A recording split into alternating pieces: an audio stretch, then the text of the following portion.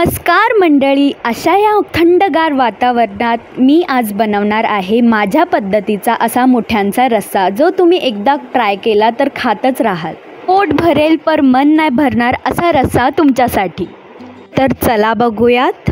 तर हे आहेत मुठे हे मी पाण्यामध्ये मस्त स्वच्छ धुवून घेतले आहेत आणि आता त्यात मी भरण्यासाठी घेतले आहे चण्याची डाळ आणि तांदूळ. हे मस्त खरपूस भाजून घ्यायचे आहेत. मग ते मिक्सरला वाटताना त्यात धने जिरे टाकून आणि ते मस्त वाटून घ्यायचं आहे. नंतर मग तो मिश्रण एका प्लेटमध्ये काढून त्यात मस्त मीठ हळद मसाला टाकून ते घट्ट मिश्रण मी भरत आहे आणि आता ते मस्त मी धाग्याने टाईट बांधून घेणार आहे मस्तपैकी.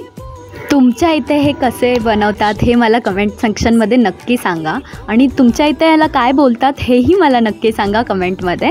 आणि तुम्हाला माझ्या रेसिपीज अगर आवडत असतील किंवा तुम्हाला हवं आहे की मी काय काय असं घेऊन येऊ तर मला नक्की कमेंटमध्ये सांगा. तर आपण एका पातेल्यात तेल घेऊयात आणि त्यात आज सर्वात प्रथम आपण टाकणार आहेत वाटण. तर वाटणासाठी मी घेतलेलं आहे सुक्कं खोबरं. ते मस्तपैकी भाजून घेतला आणि त्याला कांदा पण भाजून घेतला. नंतर मग ते मिक्सरला बारीक वाटून त्याच्यामध्ये अद्रक लसूण जिरं कांदा कोथिंबिरी हे सगळं बारीक करून मग ते वाटणामध्ये टाकून मग वाटण केलेलं आहे. आणि नंतर मग ते तेलात एकदम मस्त परतून घ्यायचं आहे. त्यात टमॅटो टाकलेला आहे मी आणि मस्त तेल सुटूपर्यंत आपल्याला मस्तपैकी फ्राय करायचं आहे. ते बघू शकता.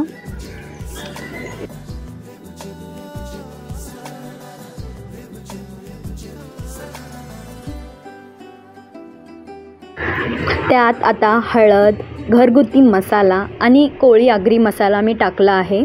आता हे मस्तपैकी परतून घ्यायचं आहे आणि जोपर्यंत तेल बाजूला सुटत नाही तोपर्यंत आपण मस्तपैकी त्याला हे करणार आहोत.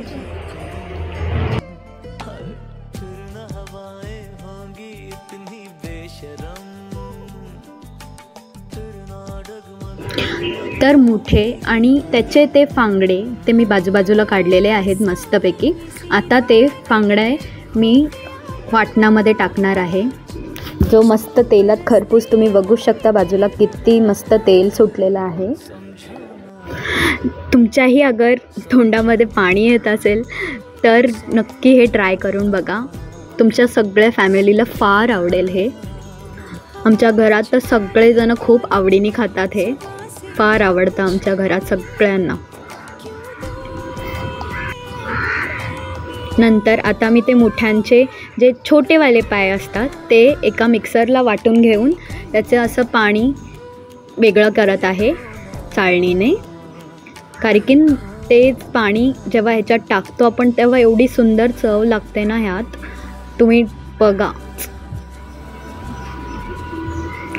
तुम्हाला जेवढं पाणी लागेल तेवढं तुम्ही टाकू शकता आणि त्याला मस्तपैकी आता मिक्स करायचं आहे.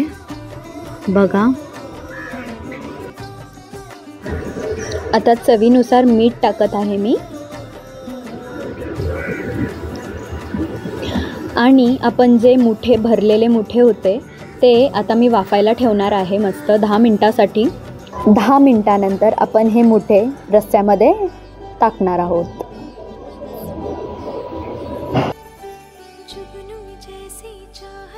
उकळी आल्यानंतर खाण्यासाठी रेडी आहेत मुठे. तर लाईक करा कमेंट करा आणि कमेंटमध्ये मला नक्की सांगा की कसे वाटले. धन्यवाद.